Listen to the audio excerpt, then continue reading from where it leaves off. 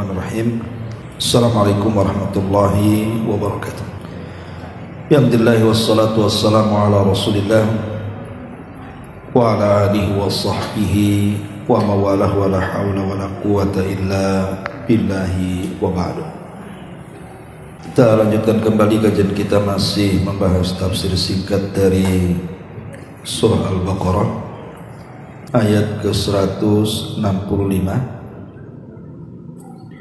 A'udzu billahi minasyaitonir rajim. Bismillahirrahmanirrahim.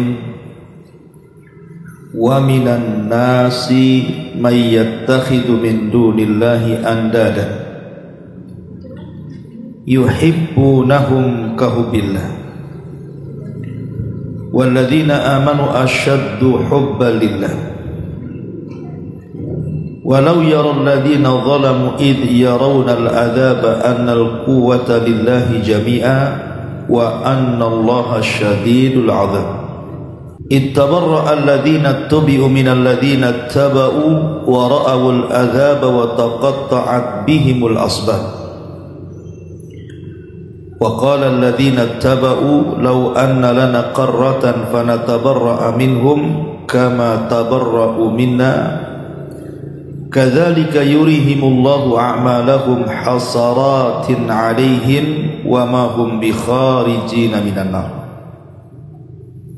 Di antara manusia ada yang menjadikan sesuatu selain daripada Allah sebagai tandingan-tandingan baginya.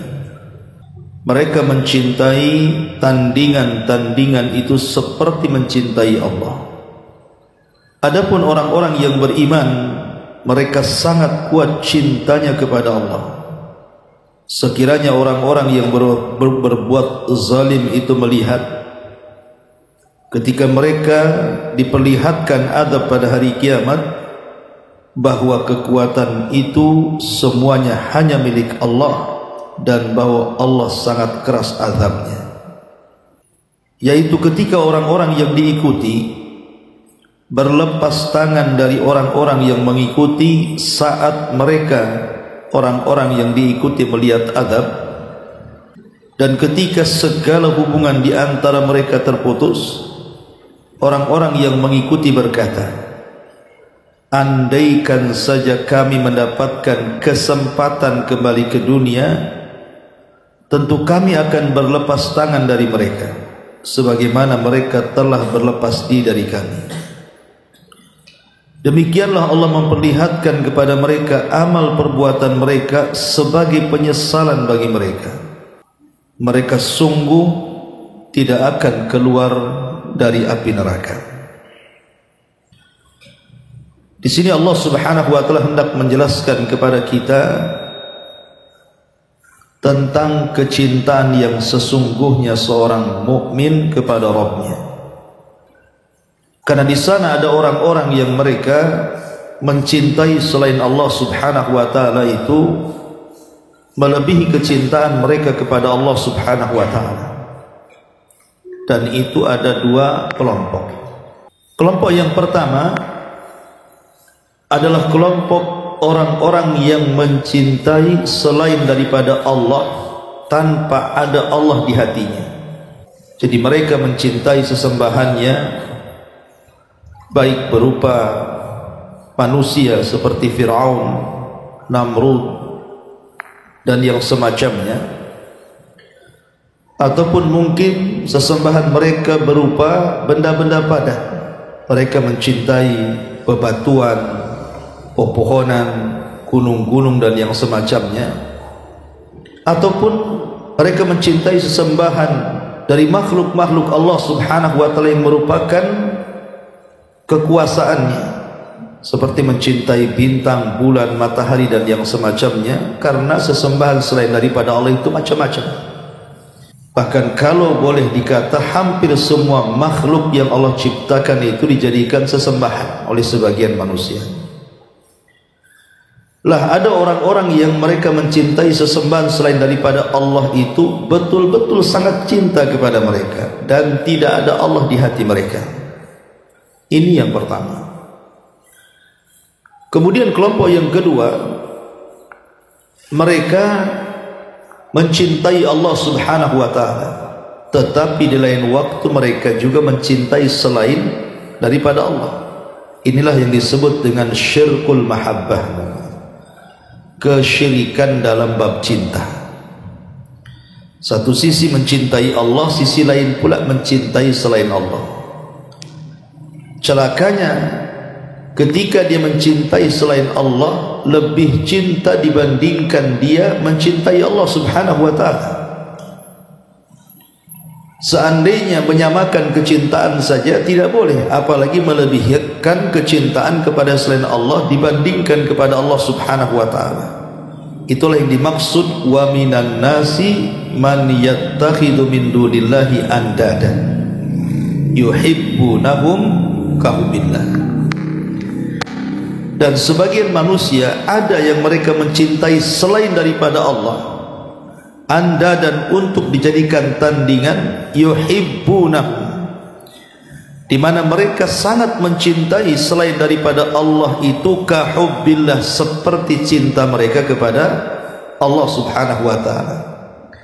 Baik yang mereka mencintai sesembahannya secara mutlak tanpa ada Allah dalam hatinya, ataupun yang mensekutukan Allah dengan yang lainnya tapi lebih mencintai yang lainnya dibandingkan kecintaan mereka kepada Allah Subhanahu wa taala. Maka Allah tegaskan di sini, walladzina amanu asyaddu hubban lillah. Tetapi orang-orang yang beriman, mereka lebih mencintai Allah dibandingkan yang lainnya. Baik dalam pendapat yang pertama, artinya ketika orang-orang musyrik, orang-orang kafir itu mencintai selain daripada Allah dan tidak ada dalam hatinya Allah sedikit pun, mereka sangat mencintai sesembahannya, maka orang yang beriman lebih cinta kepada Allah dibandingkan orang kafir mencintai sesembahannya. Atau makna yang kedua,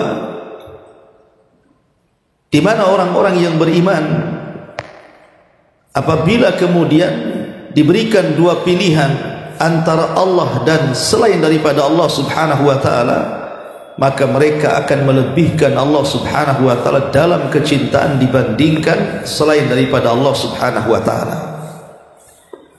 Dan itulah keimanan yang hakikat, keimanan yang sesungguhnya ketika seseorang itu mencintai hanya kepada Allah Subhanahu wa taala. Di dalam Al-Qur'anul Karim, Allah Subhanahu wa taala berfirman menjelaskan tentang kandungan ayat ini. Allah Subhanahu wa taala mengatakan dalam surah At-Taubah, tepatnya ayat 24, Qul in kana aba'ukum wa abna'ukum wa ikhwanukum wa azwajukum wa ashiratukum wa amwalun iqtaraftumuha wa tijaratun takhsawna kasadaha wa masakinu tardawnaha ahabba ilaikum minallahi wa rasulihi wa jihadin fi sabilihi fatarabbasu hatta ya'tiyallahu bi amri. Katakan ya Muhammad kepada mereka, jika bapak-bapak kalian, anak-anak kalian, saudara-saudara kalian, pasangan-pasangan kalian, keluarga kalian, harta yang kalian cari, perniagaan yang ditakutkan kebangkrutannya, tempat tinggal yang kalian sukai, itu lebih kalian cintai dibandingkan Allah dan Rasulnya dan dibandingkan jihad di jalannya, maka tunggulah sampai ada urusan Allah datang kepada mereka. Ayat ini ada asbab nuzulnya. Jadi ketika banyak orang-orang yang mulai masuk Islam di zaman periode Mekah, kemudian datang perintah hijrah agar para sahabat itu hijrah dari Mekah ke Madinah. Lah orang-orang yang mereka beriman dan melebihi kecintaan mereka kepada Allah dan Rasulnya, maka mereka berangkat untuk hijrah. Walaupun mereka harus meninggalkan rumah mereka, walaupun harus meninggalkan keluarga mereka, walaupun harus meninggalkan bisnis mereka, tanah-tanah mereka, tapi karena Allah dan Rasulnya lebih dicintai, mereka lebih baik hijrah dibandingkan tinggal di Mekah. Sehingga disebutkan ada seorang yang ketika hendak hijrah itu datang kepada keluarganya, kemudian menceritakan bahwa Nabi SAW telah memerintahkan kita untuk hijrah. Tapi kemudian istri dan anak-anaknya berupaya untuk mencegahnya, kemudian memberikan syubhat kepada suaminya. Apakah rumah kita akan ditinggal? Apakah tanah kita akan ditinggal? Apakah bisnis kita akan ditinggal? Apakah semua yang sudah kita usahakan akan ditinggal? Akhirnya melembutlah si suami ini, kemudian tak jadi hijrah. Sebab itu turun ayat ini, di mana Allah Subhanahu wa taala mengatakan, katakan ya Muhammad kepada mereka, jika bapak-bapak kalian, anak-anak kalian, saudara kalian, pasangan kalian, keluarga kalian, harta kalian, perdagangan kalian, tempat tinggal kalian lebih kalian dicintai dibandingkan Allah dan Rasulnya dan jihad, tunggu saja nanti ada masalah bagi kalian. Ya. Dari sini kita diajarkan dari ayat ini bahwa kita disuruh hanya Allah saja yang harus kita cintai dan juga Rasulnya. Kalau Nabi SAW mengancam orang-orang yang melebihi kecintaan kepada selain daripada Rasul dengan mengatakan tidak sempurna imannya, kata Nabi SAW, la yu'minu ahadukum hatta akuna ahabba ilaihi min walidihi wa walidihi wan nasi ajmain, bahwa tidak sempurna iman seseorang sampai aku lebih kalian cintai dibandingkan diri-diri kalian, kemudian keluarga kalian, anak-anak kalian, orang tua kalian dan manusia yang kalian cintai. Di sini Nabi SAW mengatakan tidak sempurna imannya orang yang melebihi kecintaan kepada selain Nabi SAW. Kalau kita melebihi kecintaan Nabi kepada yang lainnya saja dikatakan iman kita dipertanyakan, bahkan dikatakan tidak sempurna, bagaimana orang yang melebihkan kecintaan kepada selain Allah? Tentu lebih parah lagi. Melebihkan kecintaan kepada Rasul saja, kepada selainnya itu sudah dianggap tidak sempurna imannya. Macam mana orang yang kemudian mencintai selain Allah dari sesembahan-sesembahan selain daripada Allah itu lebih mereka cintai dibandingkan Allah Subhanahu wa ta'ala. Dan itu sudah terjadi hari ini. Yang kalau dulu mungkin sesembahan itu berupa patung, berupa berhala, Lata, Uzza, Manat, Hubal dan begitu seterusnya. Tapi hari ini sesembahan selain daripada Allah itu bukan berhala-berhala itu, tapi berupa dunia. Ya, mungkin uang, rumah, pakaian dan begitu seterusnya. Sehingga Nabi SAW mengatakan, ta'isa abdud dinar wa ta'isa abdud dirham. Celaka hamba-hamba uang-uang dinar dan dirham, uang-uang rupiah, uang-uang ringgit dan dolar itu. Wa ta'isa abdul khamisah, dan celakalah hamba-hamba pakaian. Kemudian Nabi SAW mengatakan celaka dan celaka. Karena kita lihat hari ini betapa banyak orang-orang yang ketika datang perintah Allah, kemudian mereka sedang bergelut dengan dunia, mereka lebih mengutamakan dunia dibandingkan perintah Allah. Contoh mudah umpamanya, datang suara azan memanggil orang-orang yang mereka sedang sibuk dengan dunia. Harusnya dunia itu kan ditinggalkan. Umpamanya dia lagi buka toko, datang azan, harusnya berhenti dulu kemudian sholat kan, penuhi panggilan itu. Tapi kenyataannya kan tidak demikian. Mereka lebih mengutamakan perniagaan mereka dibandingkan Allah dan Rasulnya. Ma'asyiral muslimat yang dimuliakan Allah Azza wa Jalla. Makanya ketika satu hari Nabi sedang berkhutbah hari Jumat, dan itu Jumat perdana, Rasulullah SAW melaksanakan sholat Jumat perdana di masjid. Tiba-tiba dan jumlahnya ketika itu ada 40 orang. Inilah yang menjadikan kenapa dalam mazhab Syafi'i bahwa sholat Jumat itu harus 40 orang minimalnya, karena Jumat perdana Rasul jumlahnya 40 orang. Tiba-tiba datang rombongan dari Syam. Para pedagang itu membawa barang dagangan yang banyak. Karena takut kemudian mereka tidak mendapatkan barang, akhirnya separuh yang sedang mendengarkan khutbah itu, mereka pun keluar masjid dan memburu orang yang menawarkan dagangan itu. Sekitar 20 orang keluar, dan 20-nya tetap di masjid. Maka di sini turun surah Jum'ah itu. Turun surah Jum'ah itu tentang larangan jual beli. Allah mengatakan wadharul bai'. Hendaklah tinggalkan dalam kondisi seperti ini jual beli. Ya, kalaupun mau nanti selepas Jumat kalian boleh. Ini masa di waktu Rasul sedang berkhutbah kok ditinggal pula. Maka turun surah Jumat itu yang melarang jual beli di hari Jumat ketika khatib sedang berkhutbah. Masyarul muslimat yang dimuliakan Allah Subhanahu wa taala, intinya bahwa ayat ini menjelaskan kepada kita bahwa ada orang-orang kafir, orang-orang musyrik, mereka menyembah selain daripada Allah Subhanahu wa taala melebihi kecintaan mereka kepada Allah. Dan di sini ada faedah tentang pentingnya kita itu menanamkan kecintaan kepada Allah Subhanahu wa taala. Dengan cara apa? Dengan dua perkara. Pertama, laksanakan yang wajib yang telah Allah wajibkan kepada kita. Laksanakan yang wajib yang telah Allah wajibkan kepada kita.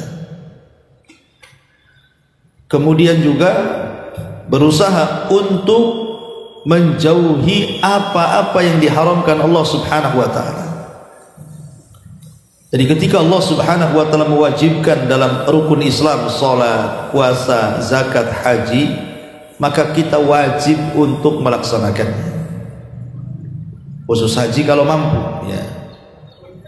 Kemudian kalau Allah Subhanahu wa taala melarang sesuatu, tinggalkan. Maka melaksanakan kewajiban dan menjauhi yang diharamkan Allah Azza wa Jalla, ini salah satu dampak besar kita ini akan meraih kecintaan Allah Azza wa Jalla. Kemudian yang kedua, laksanakan yang sunnah-sunnah. Nabi SAW mengatakan, Allah Subhanahu wa taala berfirman dalam hadis qudsi, "Man 'adali waliyan faqad adzantuhu bil haqq. Wa ma taqarraba ilayya 'abdi bi syai'in ahabba ilayya mimma aftaradtu 'alaihi. Wa ma yazalu 'abdi yataqarrabu ilayya bin nawafil hatta uhibbahu. Fa idza ahbabtuhu kuntu sam'ahu alladhi yasma'u bihi wa basarahu alladhi yubsiru bihi wa yadahu allati yabtishu biha wa rijlahu allati yamshi biha wa in sa'alani la u'tiyannah wa la in ista'adzani la u'idzannah." Allah Subhanahu wa taala mengatakan, barang siapa yang memusuhi wali-wali, maka dia telah mengumandangkan perang kepadaku. Maka tidaklah seorang hamba mendekatkan diri kepadaku dengan sesuatu yang telah aku wajibkan kepadanya. Maka barang siapa yang terus menerus seorang hamba melakukan yang sunnah-sunnah, maka menjadilah aku semakin cinta dengan hamba itu. Dan apabila aku sudah cinta, aku akan menjadi pendengarannya, penglihatannya, tangan dan kakinya. Dan apabila dia meminta, pasti ku beri. Dan apabila dia minta perlindungan, pasti kulindungi. Lihat bagaimana orang yang menambah yang wajib dengan yang sunnah-sunnah adalah sebab terbesar kita meraih kecintaan Allah Subhanahu wa taala. Ya. Ma'asyiral muslimat yang dimuliakan Allah Subhanahu wa taala, tentu bicara soal keutamaan orang yang mencintai Allah Subhanahu wa taala, pertama, Allah akan angkat derajatnya kepada derajat orang-orang saleh. Dan itu ibu bisa baca dalam surah Az-Zuhruf ayat 67 sampai 73. Bahkan disebutkan di dalam Sahihaini Bukhari Muslim dari Abdullah bin Mas'ud radhiyallahu anhu, ketika ada seseorang laki-laki datang kepada Nabi SAW, kemudian dia bertanya, Rasul, bagaimana menurut pendapatmu tentang seseorang yang mencintai sebuah kaum padahal orang itu tidak pernah berjumpa dengan kaum itu? Faqala Rasulullah SAW, maka Rasul mengatakan, al-mar'u ala man ahab, bahwa orang itu akan digabungkan dengan idolanya, dengan orang yang dicintainya. Sehingga Anas bin Malik radhiyallahu an ketika mendengar sabda Nabi SAW bahwa orang itu akan digabungkan dengan orang yang dicintainya atau yang diidolakannya, apa kata Anas bin Malik? Fa ana uhibbun nabi wa Aba Bakrin wa Umara wa arju an akuna ma'ahum bihubbi iyahum wa illam a'mal mithla amalihim. Kata Anas bin Malik radhiyallahu anhu, dan sungguh aku mencintai Rasul, mencintai Abu Bakar, mencintai Umar, dan aku berharap aku bersama mereka dengan kecintaanku kepada mereka walaupun aku tidak beramal seperti amalan mereka. Lihat bagaimana kecintaan kepada Allah itu mengangkat derajat kita menjadi derajat orang-orang saleh. Walaupun kita tidak jadi orang saleh, tapi kita mencintai orang saleh itu akhirnya terangkat derajat kita. Itu karena kecintaan kita kepada Allah Subhanahu wa taala. Kemudian yang kedua, kecintaan kepada Allah Subhanahu wa taala itu akan mengakibatkan seorang mukmin itu merasakan manisnya iman. Nabi SAW mengatakan dalam Sahih Bukhari dan Muslim dari Anas bin Malik radhiyallahu an, "Thalathun man kunna fihi wajada halawatal iman." 3 perkara kalau ada pada diri seseorang maka dia akan merasakan manisnya iman. Yang pertama, an yakunallah wa rasulahu ahabba ilaihi mimma siwahuma. Ketika dia menjadikan Allah dan Rasulnya lebih dicintai dibandingkan keduanya. Yang kedua, wa an yuhibbal mar'u la yuhibbuhu illa lillah. Yang kedua, dan seseorang tidak mencintai saudaranya kecuali karena Allah Subhanahu wa taala. Dan yang ketiga, an yakrah an yauda fil kufri kama yakrah an yuqdafa finnar. Dan seseorang benci untuk kembali kepada kekufuran setelah dia beriman seperti tidak sukanya dia dilemparkan ke dalam api neraka. Lihat bagaimana Nabi SAW mengatakan, kalau ada 3 perkara pada diri kita ini maka kita akan merasakan manisnya iman. Salah satunya adalah ketika dia menjadikan Allah dan Rasulnya lebih dicintai dibandingkan yang lainnya. Ini yang kedua. Kemudian yang ketiga, bahwa menanamkan kecintaan kepada Allah itu bisa menguatkan iman. Nabi mengatakan, man ahabba lillah wa abghadha lillah wa a'ta lillah wa mana'a lillah faqad istakmalal iman. Barang siapa yang cinta karena Allah, benci karena Allah, memberi karena Allah, melarang karena Allah, maka sungguh dia telah menyempurnakan iman. Dari sini bahwa kecintaan kepada Allah itu bisa menyempurnakan bahkan menguatkan iman. Ma'asyiral muslimat yang dimuliakan Allah Subhanahu wa taala. Bahkan ada sebuah hadis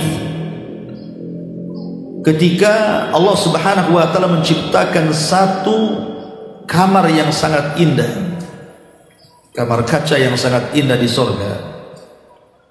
Allah menciptakan mimbar yang sangat indah di bawah arsy-Nya. Kemudian mimbar itu memiliki cahaya, sehingga orang-orang mengira jangan-jangan mimbar itu diberikan kepada para nabi. Rupanya bukan. Sehingga kemudian sahabat bertanya, untuk siapa mimbar yang bercahaya itu wahai Rasul? Kemudian Nabi mengatakan bahwa mimbar itu diperuntukkan untuk al-mutahabbuna fillahi, orang-orang yang saling mencintai karena Allah. Ketika orang itu diletakkan di mimbar, maka para nabi, para syuhada, para siddiqin dan orang-orang saleh, mereka merasa cemburu. Ini menunjukkan bahwa kecintaan kepada Allah Subhanahu wa taala itu diberikan kedudukan tinggi di hadapan Allah dengan cara diletakkan di mimbar-mimbar cahaya kelak pada hari kiamat. Kemudian juga yang nomor 5, al-hubbu fillah yujibu laka mahabbatullah. Al-hubbu fillah, cinta karena Allah, mewajibkan kita untuk betul-betul mengaplikasikan kecintaan kita kepada Allah Subhanahu wa taala. Artinya bukan hanya sebatas omong-omong bahwa saya mencintai Allah, tidak. Ya harus nampak kecintaan itu dengan tadi melaksanakan kewajiban dan melaksanakan yang sunnah-sunnah. Bahkan juga kecintaan kepada Allah itu akan mendapatkan naungan di hari kiamat, di hari tidak ada naungan kecuali naungan Allah Subhanahu wa taala. Nabi mengatakan sab'atun yudhilluhumullahu fi dhillihi yauma la dhilla illa dhilluh.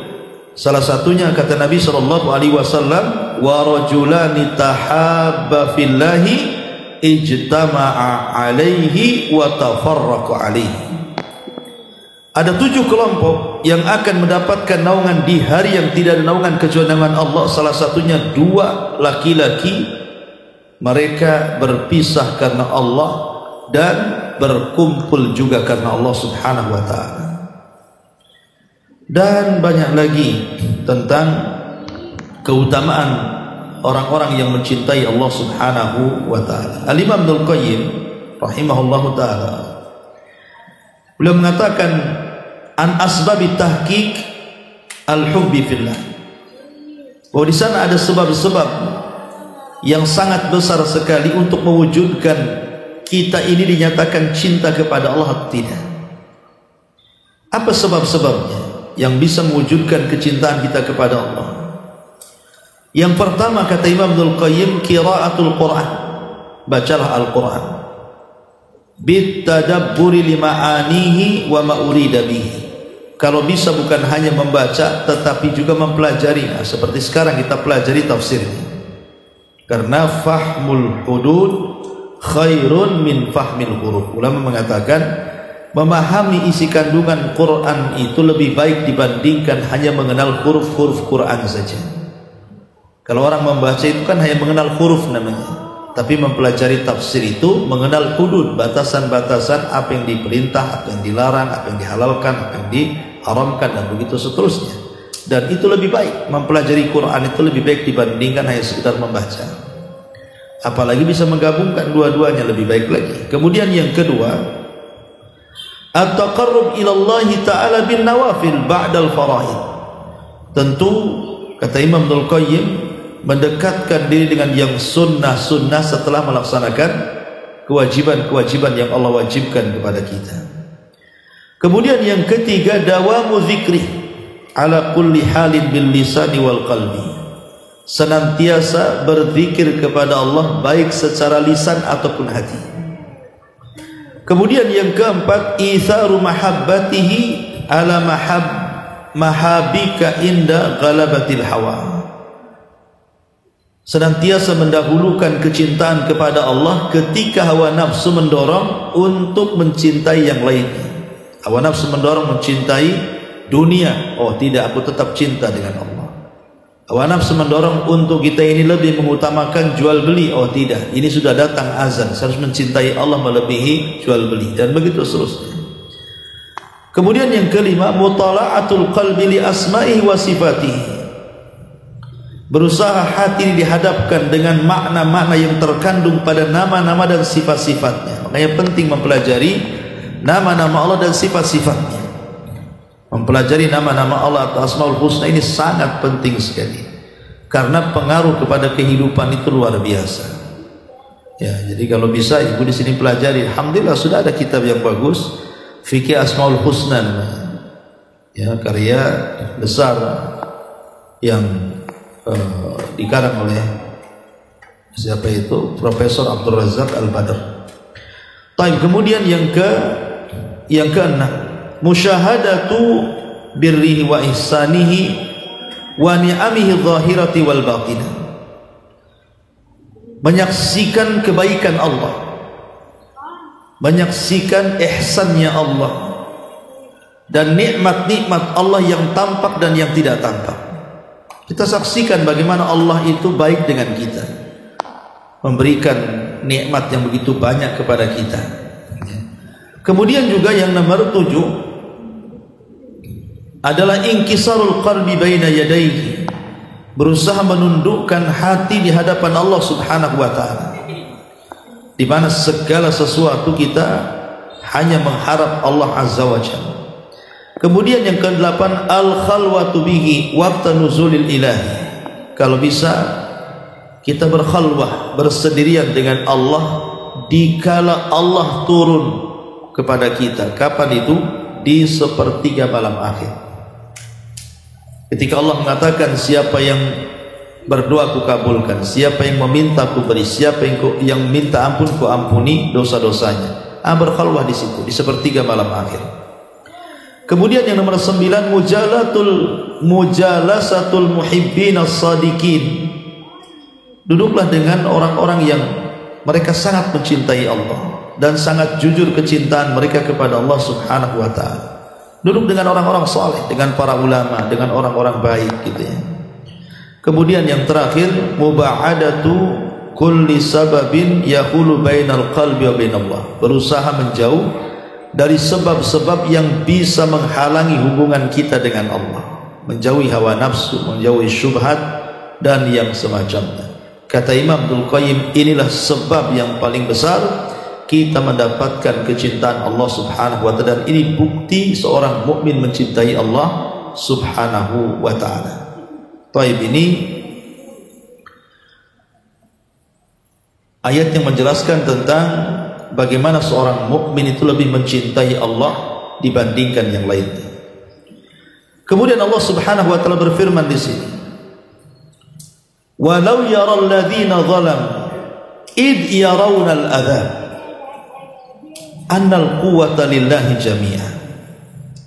Sekiranya orang-orang yang berbuat zalim itu melihat, ketika mereka melihat azab pada hari kiamat, karena nanti pada hari kiamat itu orang-orang akan dikumpulkan di padang mahsyar, kemudian jahanam akan diperlihatkan di hadapan mereka yang digeret oleh para malaikat, di mana disebutkan dalam hadis tali kekangnya itu jumlahnya 70.000 malaikat, dan setiap satu tali kekang 70.000 malaikat yang menggeretnya, dan itu akan ditampakkan. Lah saat itulah maka manusia akan melihat bagaimana azab di hadapannya. Lah ketika mereka melihat azab pada hari kiamat, bahwa kekuatan itu semua hanya milik Allah. Mana sesembahan kalian yang kalian sembah di bumi itu? Mana si Fir'aun, si Namrud, mana si Lata, si Uzza, si Manat itu? Mana makhluk-makhluk yang kalian sembah selain daripada Allah?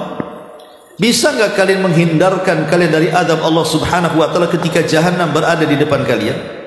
Tidak bisa, karena kekuatan ketika itu hanya milik Allah, dan bahwa Allah sangat keras azabnya. Disitulah mereka menyesal, ya. Menyesal kenapa di dunia mereka lebih mencintai selain Allah dibandingkan Allah Subhanahu wa taala. Dari sini terjadi bara'ah, berlepas diri antara orang yang mengikuti dan orang yang diikuti. Allah mengatakan, idz tabarra'a alladzina tubi'u minal ladzina taba'u wa ra'awul adzab wa taqatta'at bihimul asbab. Yaitu ketika orang-orang yang diikuti berlepas diri dari orang-orang yang mengikuti, saat mereka orang-orang yang diikuti itu melihat azab, dan ketika itu segala hubungan di antara mereka terputus. Masyarul muslimat yang dimuliakan Allah Azza wa Jalla, dan ini bentuk penyesalan. Jangan lagi manusia yang kufur, yang lalim, yang ketika di dunia ingin selalu ditaati perintahnya. Syaitan pada hari kiamat berlepas diri. Sebutkan dalam surah Ibrahim ayat 22 itu, wa qala syaitan lamma qudiyal amru innallaha wa'adakum wa'dal haqq wa wa'adtukum fa akhlaftukum wa ma kana li 'alaikum min sultan illa an da'autukum fastajabtum li fala talumuni wa lumu anfusakum ma ana bimusrikhikum wa ma antum bimusrikhiyya inni kafartu bima asyraktumuni min qablu innadh dhalimina lahum adzabun alim. Dan ini pidato syaitan di neraka kepada orang-orang yang menyembahnya di dunia. Apa pidato syaitan itu? Dan berkatalah setan tatkala perkara hisab telah diselesaikan, sesungguhnya Allah telah menjanjikan kepada kalian janji yang benar. Ini yang ngomong setan. Dan aku pun telah menjanjikan kepadamu, tetapi aku menyalahinya. Sekali-kali tidak ada kekuasaan bagiku terhadap kalian, melainkan sekedar aku menyeru kalian, lalu kalian memenuhi seruanku. Oleh sebab itu janganlah kalian mencela aku, akan tetapi celalah diri-diri kalian. Aku sekali-kali tidak dapat menolong kalian, dan kalian pun tidak mungkin menolong aku, kata setan, kata iblis. Ya, sesungguhnya aku tidak membenarkan perbuatan kalian mempersekutukan aku dengan Allah sejak dulu. Sesungguhnya orang-orang yang zalim itu akan mendapatkan siksaan yang pedih. Ya, yang selama ini iblis berusaha untuk menyesatkan Bani Adam sesesat-sesatnya, akhirnya kemudian membuat makar semakar-makarnya. Banyaklah manusia mengikuti syaitan, tapi nanti pada hari kiamat setan akan berlepas diri pula dari kita. Setan akan berlepas diri, Fir'aun akan berlepas diri, Namrud akan berlepas diri, semua sesembahan selain daripada Allah akan berlepas diri. Baik yang disembah itu redha atau tidak redha, akan berlepas diri. Seperti sesembahan yang redha disembah seperti Fir'aun, dia redha ketika disembah dan dia mengatakan ana rabbukumul a'la, saya Rabb kalian yang paling tinggi. Begitu juga Namrud. Tetap mereka pun akan berlepas diri dari orang-orang yang menyembahnya. Ataupun orang yang disembah itu tidak redha, seperti orang-orang Nasrani yang menyembah Isa. Isa kan tidak redha disembah, karena nanti pada hari kiamat Allah akan memanggil Isa bin Maryam. Kemudian Allah mengatakan dalam surah Al-Maidah ayat 116 sampai 117 itu, apa kata Allah? Wa idh qala Allahu ya Isa ibn Maryam. Dan ingatlah ketika Allah berfirman, hei Isa putra Maryam, a anta qulta lin-nasi ittakhiduni wa ummiya ilahaini min dunillah. Isa, kata Allah, apakah engkau menyuruh manusia dan mengatakan jadikan aku dan ibuku dua Tuhan selain Allah? Maka Isa mengatakan, subhanak ma yakunu li an aqula ma laysa li bihaq. Maha suci engkau ya Rabb, mustahil, tidak mungkin, kata Isa, aku mengatakan yang bukan hakku mengatakannya. Subhanallah, Isa mengingkari. Kemudian Isa mengatakan, in kuntu qultuhu faqad alimta. Ya Rabb, kalau aku mengatakannya pasti kau sudah tahu. Ya, kenapa ta'lamu ma fi nafsi wa la a'lamu ma fi nafsi? Karena kata Isa, engkau mengetahui apa yang ada pada diriku sementara aku tidak tahu apa yang ada pada dirimu. Innaka anta ilamul ghuyub, sesungguhnya engkau zat yang maha mengetahui perkara yang gaib-gaib.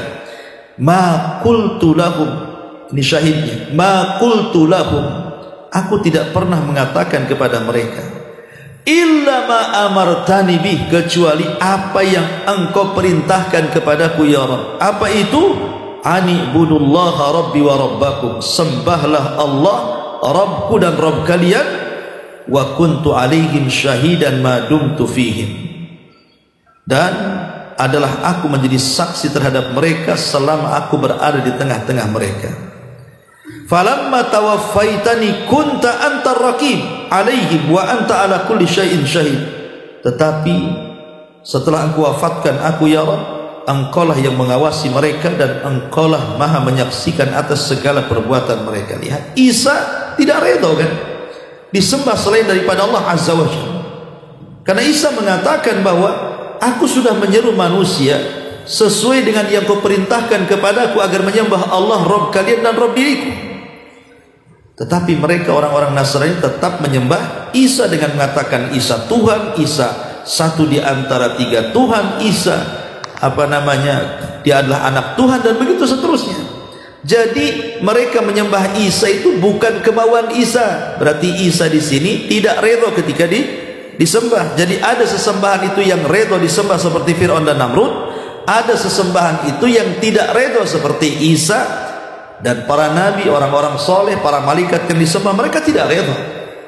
Karena orang-orang soleh sendiri mereka mencari wasilah untuk dekat dengan Allah kelak pada hari kiamat.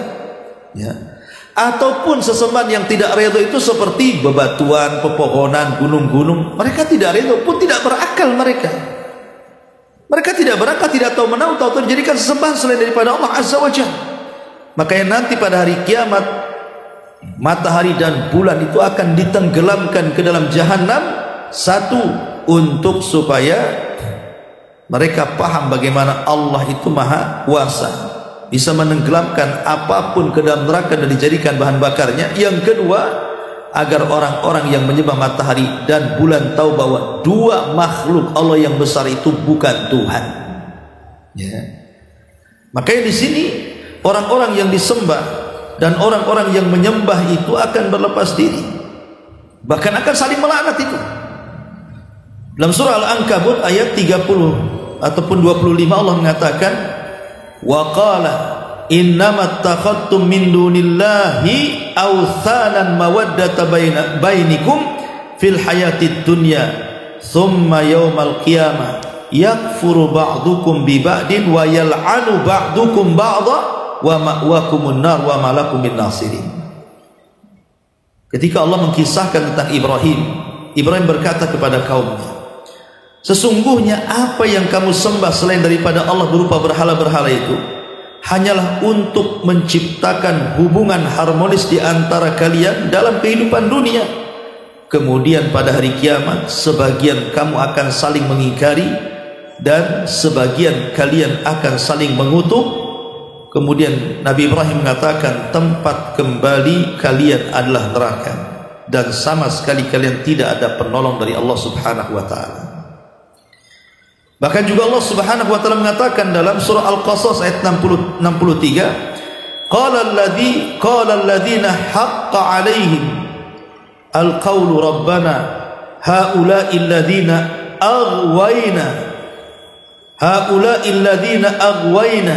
aghwaynahum kama aghwayna tabarra'na ilaika ma kanu ayyanan ya'budun.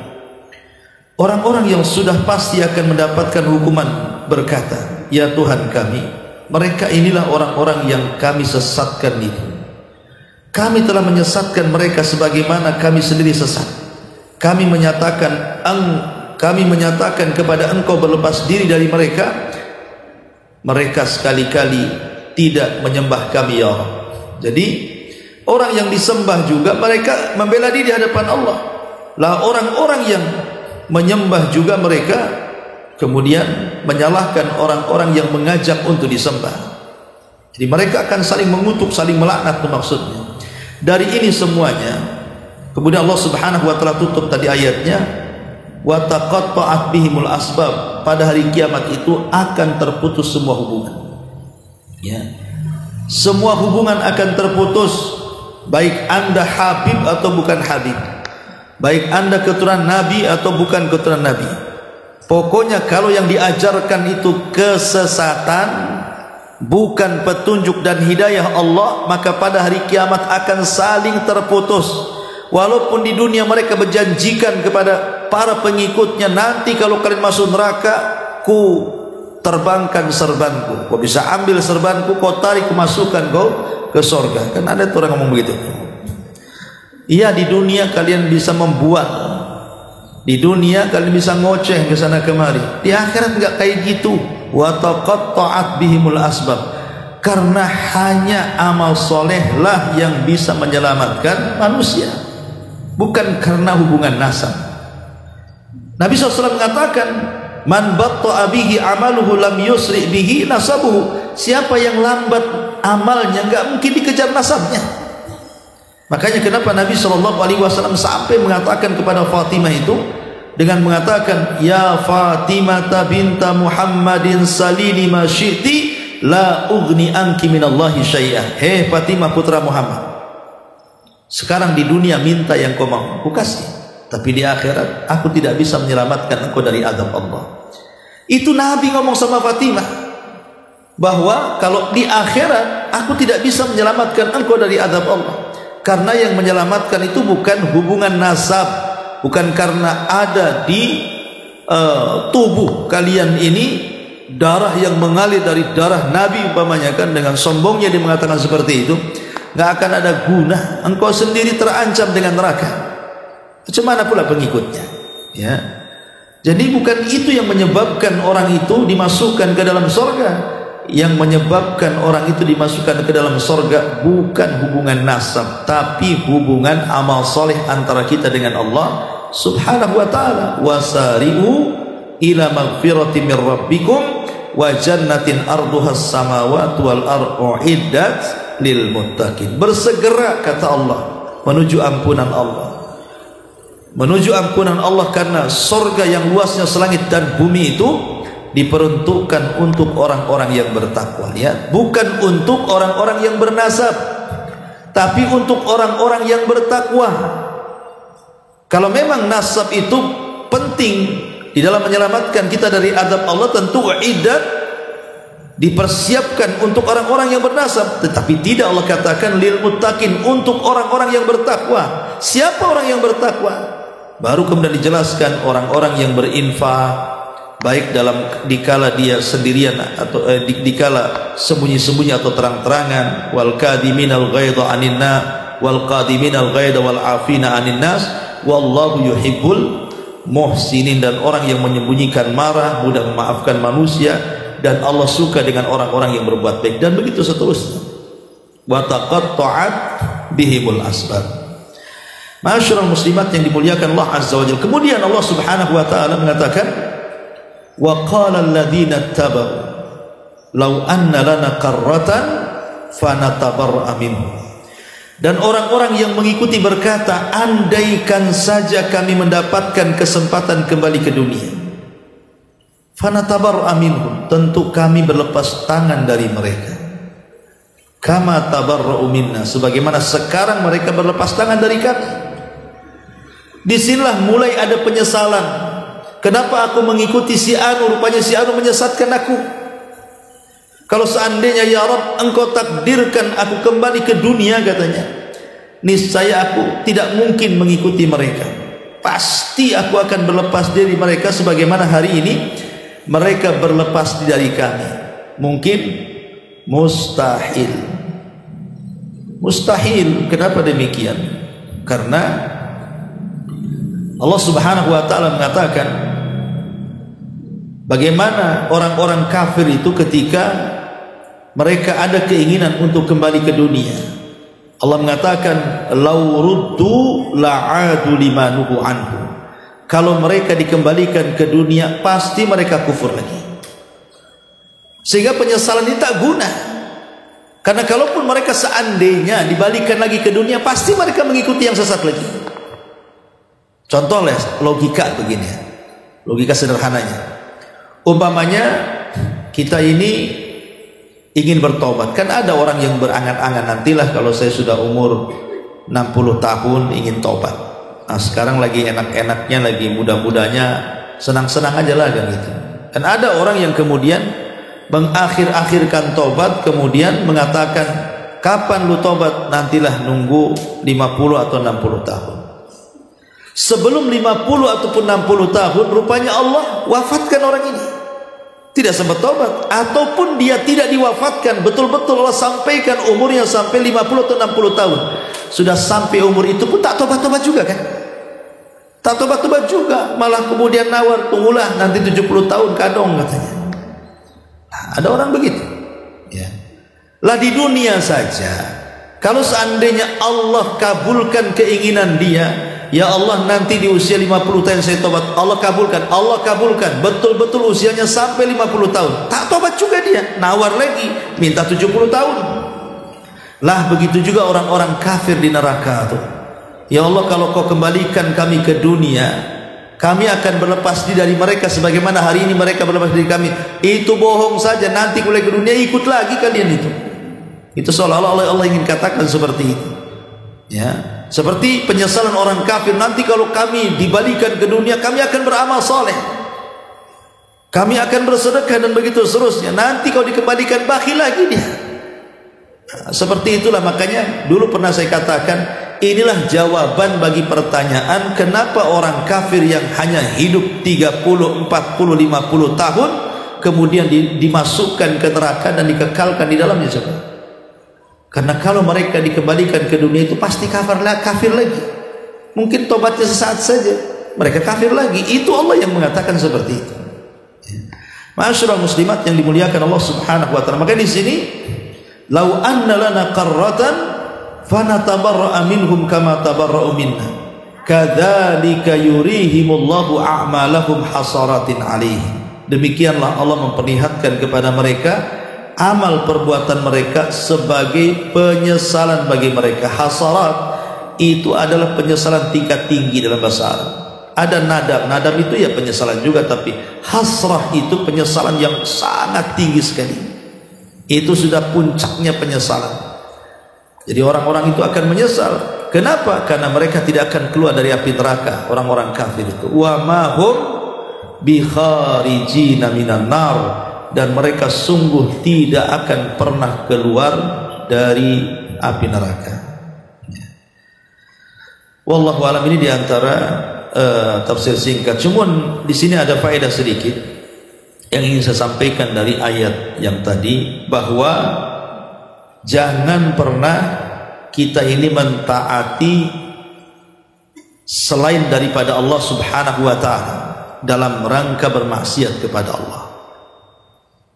Jangan pernah kita itu mentaati selain daripada Allah dalam rangka bermaksiat kepada Allah. Karena nanti pada hari kiamat masing-masing akan berlepas diri kan. Orang yang ditaati dan orang yang mentaati akan berlepas diri. Makanya Nabi SAW mengatakan, la ta'ata li makhlukin fi maksiatil khaliq. Tidak ada ketaatan kepada makhluk dalam rangka bermaksiat kepada Allah. Saya akan contohkan dua kisah. Ya.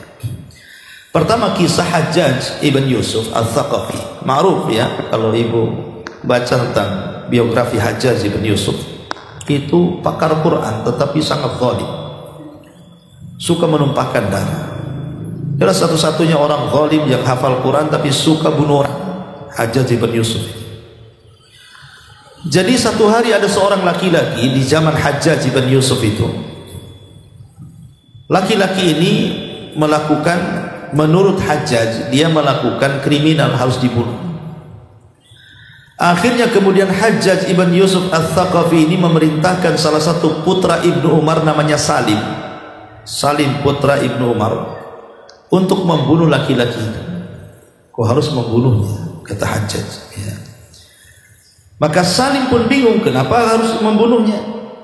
Kemudian Salim pun bertanya kepada orang yang disuruh untuk dieksekusi nyawanya itu, apakah engkau berzinah dan kau sudah menikah? Dia bilang tidak. Apakah engkau sudah membunuh orang? Dia mengatakan tidak. Apakah engkau sudah murtad? Dia mengatakan tidak. Akhirnya Salim pun tak jadi membunuhnya. Dia tidak mau mentaati Hajjaj ibn Yusuf. Kemudian dia mengatakan di hadapan Hajjaj, ya Hajjaj, di hadapanku ada bapakku Ibnu Umar, dan ketika itu sudah buta dan tua. Ya. Kata Salim, aku mendengar dari bapakku dan dia sedang mendengar, karena di hadapannya. Ya. Aku katakan ya Hajjaj, dan bapakku sedang mendengar, dia sudah tua dan buta, bahwa Nabi SAW mengatakan, la yahillu damu mri'im muslim illa bi ihda thalathin. Tidak halal seseorang menumpahkan darah seorang muslim kecuali karena tiga perkara. Ats-tsayyibuz zani, seseorang yang sudah menikah dia berzina. Ya. Ataupun Al-qatlu bil qatli, dia membunuh maka qisasnya dibunuh, atau al-mufariq lil jamaah, dia murtad dari agama.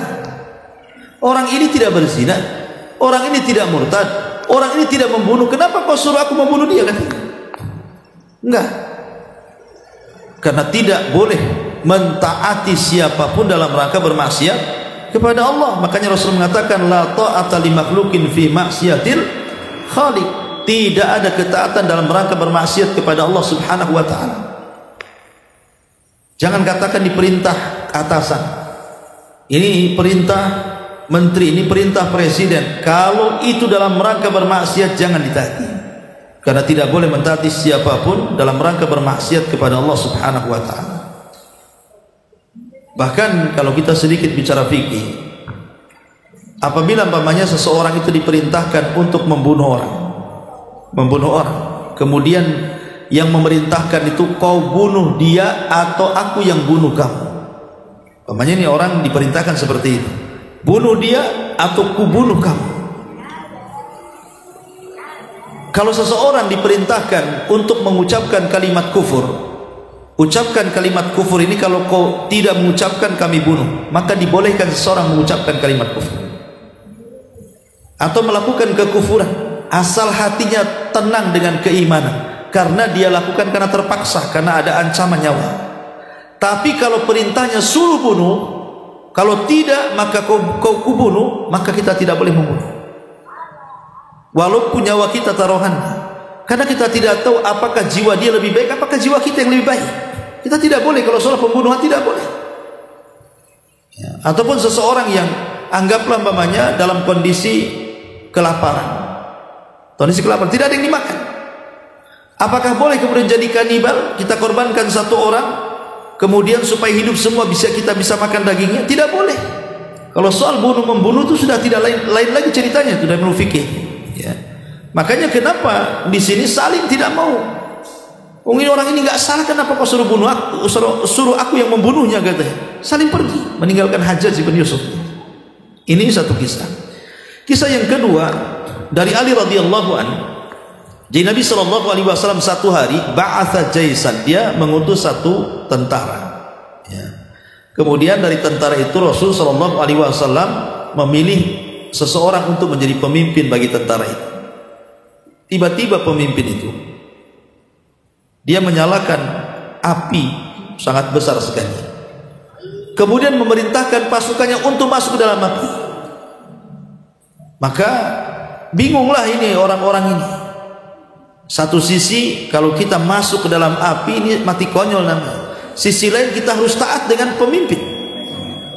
Ini pemimpin yang menyuruh. Akhirnya ragu-ragu orang-orang itu untuk masuk ke dalam api, dan mereka mengatakan, kami diperintahkan untuk menghindar dari api neraka, sekarang pula kami masuk api, katanya. Sampai pula kabar ini kepada Nabi. Apa kata Rasul? Kalau mereka mentaati pemimpin mereka kemudian masuk ke dalam api, maka selamanya mereka tidak akan keluar dari api. Kenapa? Karena mereka mentaati amirnya dalam rangka bermaksiat kepada Allah. Kata Rasul, la ta'ata li makhluqin fi maksiatil khaliq, tidak ada ketaatan kepada makhluk dalam rangka bermaksiat kepada Allah. Tidak boleh. Ibu taat kepada suami itu wajib setelah ketaatan kepada Allah. Tapi kalau suami menyuruh untuk bermaksiat, jangan ditaati. Nggak boleh taat kepada suami dalam rangka bermaksiat. Tapi kalau dia menyuruh sesuatu dan itu tak ketaatan kepada Allah, wajib ibu lakukan. Kalau itu bentuknya taat. Tapi kalau bentuknya bukan taat, wajib dihindari. Karena nanti pada hari kiamat orang yang diikuti atau ditaati dengan orang-orang yang mentaati atau mengikuti akan berlepas diri, percuma juga nanti di akhirat itu. Yauma yafirul mar'u min akhi wa ummihi wa abi wa sahibatihi wa bani. Pada hari itu orang lari dari saudaranya, lari dari orang tuanya, lari dari anak dan istrinya. Jadi percuma ibu taat kepada suami, toh nanti pada hari kiamat juga suami tidak akan bisa menolong ibu kok, karena masing-masing akan lari ya. Kalau itu dalam rangka mentaati suami ketika bermaksiat kepada Allah, maka taatilah yang ma'ruf saja, taatilah yang baik-baik saja. Itulah diantara faedah dari ayat ini. Wallahu a'lam bishawab. Baik, sampai di sini. Kalau Anda yang bertanya silakan sebelum kita buat tanya jawab.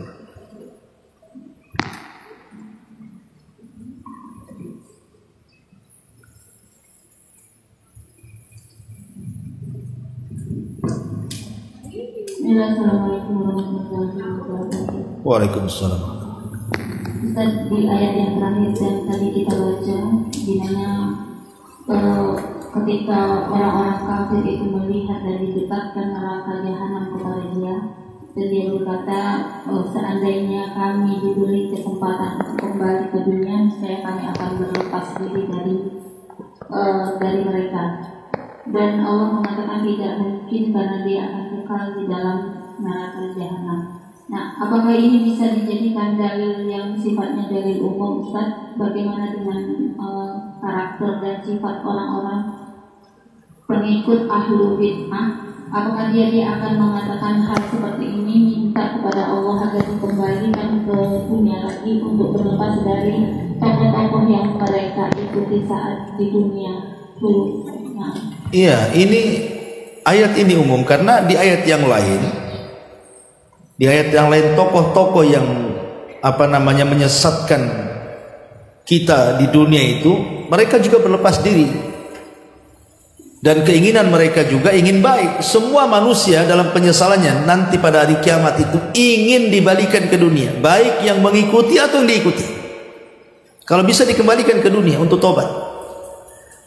Penyesalan mereka jangan lagi di akhirat, di kuburan saja mereka sudah menyesal.